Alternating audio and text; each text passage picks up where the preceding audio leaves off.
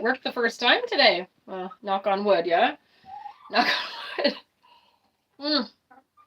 It's New Year's Eve. Where am I at? At the homestead. What am I doing? Cooking, of course. Taking care of the babies. And getting ready for a new year. I kind of wish we could just forget about 2022 because, wow, it was a dinger. That one hurt. Let's keep it moving. Let's open this up. It's raining here. I'm just glad it's not snowing because it is, obviously. I'm in hardiness zone 6, Southern Ontario, Canada. And we have some, I would say, unseasonably warm weather for the next week or so. Thank goodness, because I have a lot of work I can get done outside. Problem is it's going to be raining the whole time, but hey, I'll take that over snow because we had one heck of a Christmas that was bombarded with snow. Okay, so coming into the new year, I want to wish, first of all, wish you guys a happy new year coming. And I want to give you guys somewhat of a challenge or like a task. Let's say it's just a task. If we're going to go through and try and learn about self-sufficiency and gardening and trying to separate ourselves a little bit from the system and be able to produce our own food and be able to do your own thing. If the rug is pulled out from under us, you have something to fall back on. You have food, you've got seeds, you've got whatever. So if you've not started, or even if you have started, what I challenge you to do tomorrow, not tonight, tomorrow, when you're thinking about it and you're on a fresh start, come on, buddy. I know you want to come here. Hi, low. Oh, on my head. Okay. When you're looking at your fresh start, look at this. What I want you to do is take out a piece of paper, and maybe you're fearful about the future. Maybe you're anxious about this year. Maybe you're anxious about what's going to happen financially, food-wise, health-wise, etc., etc. There's always something that's kind of sitting on your chest that's bothering you, okay? So take your fears, take your anxiety, take the things that are bothering you, or even the things that you wish you knew how to do. Wish you had a better handle on something that's been bothering you and it just seems like a monumentous task. Write it down. Write it on a piece of paper. Look at it. Stare at it. Look at it over the next few days.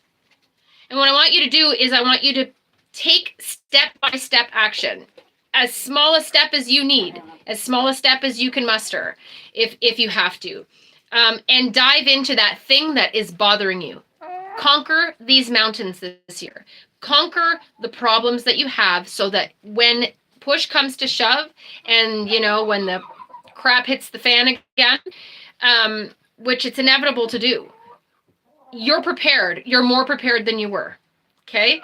Like I said, self-sufficiency is a spectrum. It's not all or nothing.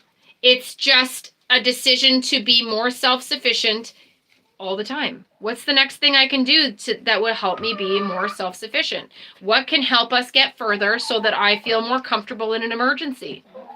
Like I said, whether that's just storing some water or collecting some seeds, buying some seeds, storing some seeds, getting some little plants started in your windowsill for spring, planning an idea for a greenhouse, or get together a cold frame if you're living somewhere that's not quite as cold as here. You still have time to get some winter stuff in. You could grow winter stuff until spring if you're in a little bit warmer environment. I have beautiful vegetables that are like a foot tall under my hoop house, and that's just under 2 layers of plastic.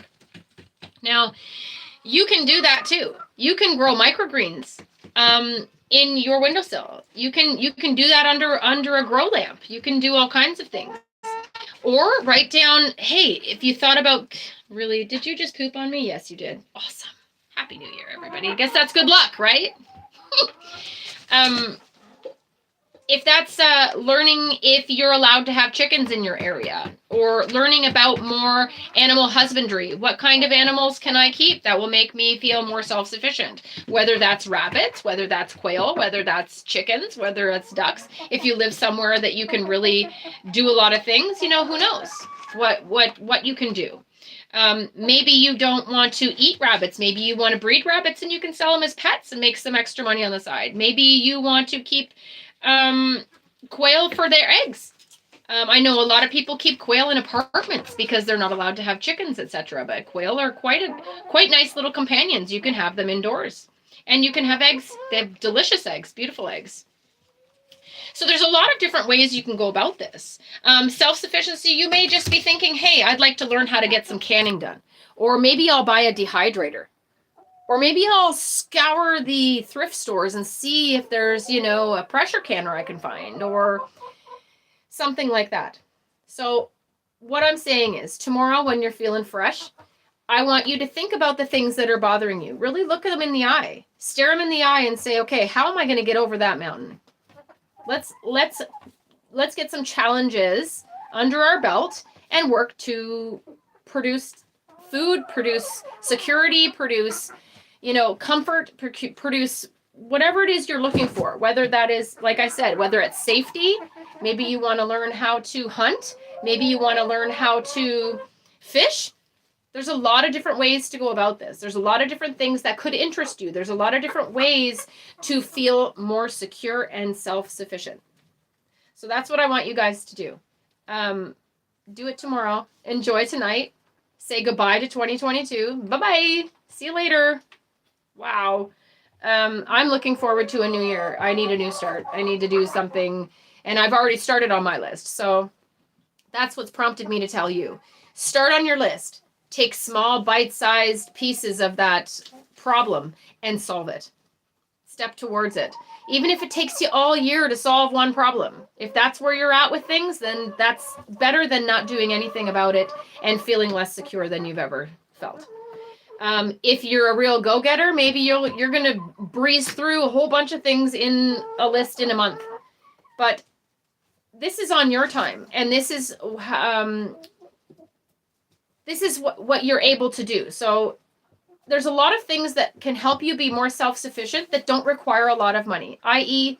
growing plants, saving seeds, pulling your lawn and growing something that's actually productive instead of something that is forcing you to put labor in, buy gas, maintain a lawnmower, and it's really producing you nothing, and you're spending money on this lawn that's doing nothing for you, whereas that's a lot of space that you could use even for a creeping ground cover that's either herbal or medicinal, some healthy way, at least something that maybe attracts native wildlife and helps your biodiversity in your yard, and it will help you grow more vegetables because you have more animals and native things coming to your yard.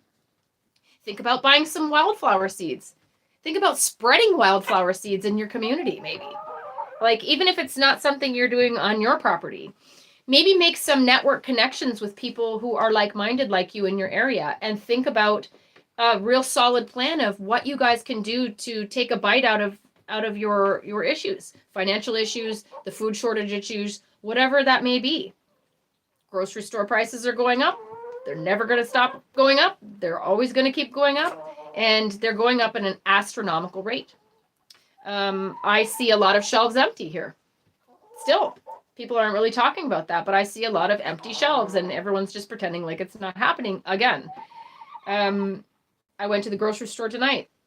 I walk the aisles, and I'm like, wow, prices are outrageous. It's insanity. I think maybe, it'd be nice to, and I look at the price, and I'm like, I'll grow it. I'll do something else. I'll use something in my fruit cellar. Build yourself a fruit cellar. Get yourself some shelves downstairs so that you can, start stockpiling, even if it's just finding things on clearance, toothpaste, soap, stuff like that. So you're more secure in what's going on in your own household. If you get cut off, or if we get cut off, or you lose your job, or if you get sick, at least you got stuff in your house and you're ready to go. Hopefully you guys develop a plan. So whatever that means to you, whatever your idea of self-sufficiency is, whatever is the next dial on your spectrum, that's what I want you to take some bites out of. Write a list, look at it, ponder it, think about it, and then think about how to step forward into that. I challenge you guys. Okay? I hope you do, because there is a real sense of security in knowing that you have prepared something. That you have something on backup. You got a backup plan. Somehow, some way, there's a backup plan, and you can figure some things out. Okay? All right, off my soapbox. In the meantime, I hope you guys have a very safe and happy New Year. And I hope that you're with people you love and people who appreciate you as well. Okay? Enjoy your night. And I hope to see you guys on a fresh new start tomorrow. And I'm going to make a more extensive list of my own, in fact, so that I can help try to develop more ideas for you guys to start implementing so that you can separate yourselves from the system a little bit more.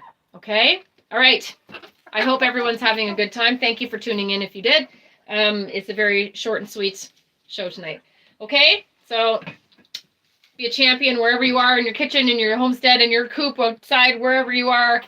Be safe out there. Eat deliciously. Eat something nice tonight. That's what we're doing. That's what we try to do. Celebrate the new year. All right? Bye, everybody. Talk to you tomorrow.